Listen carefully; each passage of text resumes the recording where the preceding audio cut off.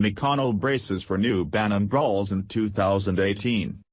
Senate Majority Leader Mitch McConnell, RC, isn't shy when promoting commodities from back home. As McConnell left his year-end press conference at the Capitol, reporters asked the Kentucky Republican to recommend a holiday season bourbon from the Bluegrass State. "It's all really good," said McConnell. "It makes the holidays so much better." McConnell knows to relish the time between now and January with a nip of Buffalo Trace, Wild Turkey or Woodford Reserve. Because as hard as 2017 was, 2018 could prove a bigger challenge.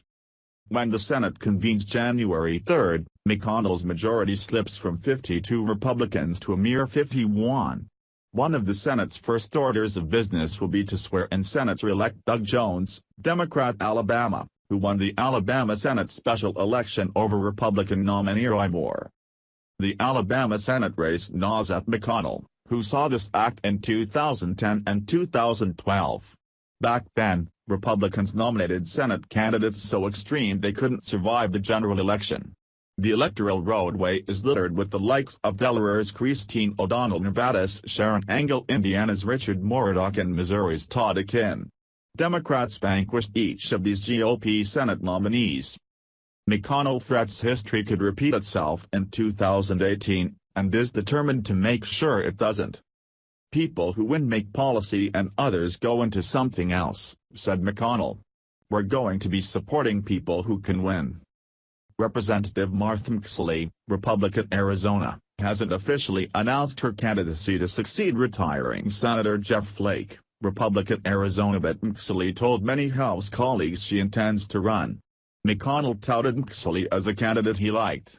But former Trump advisor Steve Bannon backs former Arizona State Senator Kelly Ward for the nomination. The electoral winds are now at the Democrats' backs. They hold a 13-point advantage over Republicans on the generic ballot. With the GOP majority narrowing, Arizona is a seat Republicans believe they must win, with Flake retiring and health questions surrounding Senator John McCain, Republican Arizona. McConnell holds particular contempt for Bannon after he backed Roy Moore over Senator Luther Strange in Alabama. "The political genius is on display," snorted McConnell about Bannon's advocacy for Moore. "Throwing away a seat in the reddest state on America is hard to ignore." McConnell says Republicans worked hard to change the model to ensure that the GOP-nominated candidates could survive the general election in 2014 and 2016. But he fears Republicans could be going backwards. The midterms aren't the only test facing McConnell and his congressional colleagues. Lawmakers abandoned Washington before wrestling with the host of intractable must-do items, all of which ripen as soon as Congress reconvenes in January.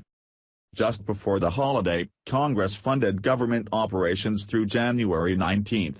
The Senate holds its next formal session on January 3.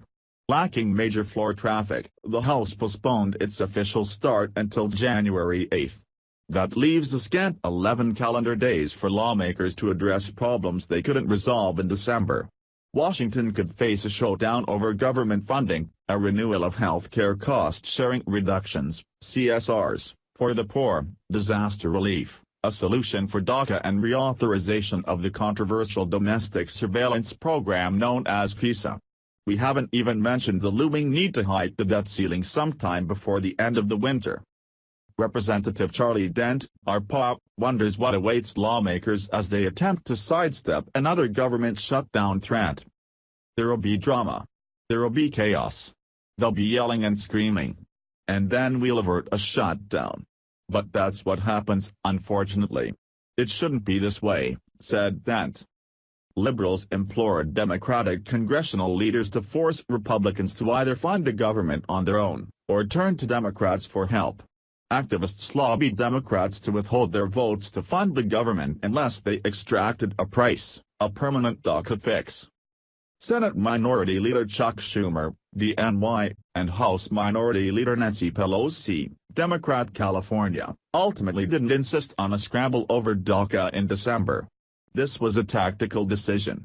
Pelosi knew GOP leaders wouldn't attach a DACA fix to the stopgap spending plan Congress approved just before the holidays. But the California Democrat also knew she had to play to her base. That's why Pelosi spent more than 2 hours testifying before the House Rules Committee last Thursday morning, pleading her case on DACA. A coalition of Republicans is also pushing for lawmakers to address DACA sooner rather than later. Pelosi and Schumer know DACA isn't going away. So does Mitch McConnell. That's why the GOP leader plans to devote floor time to the issue in January. McConnell noted he wanted reforms to chain migration and improvements to the current immigration system. "I'm pretty supportive of legal immigration," said McConnell. The Secretary of Transportation came here at age 8 not speaking a word of English. That's a reference to his wife, Elaine Zhao, who was born in Taiwan.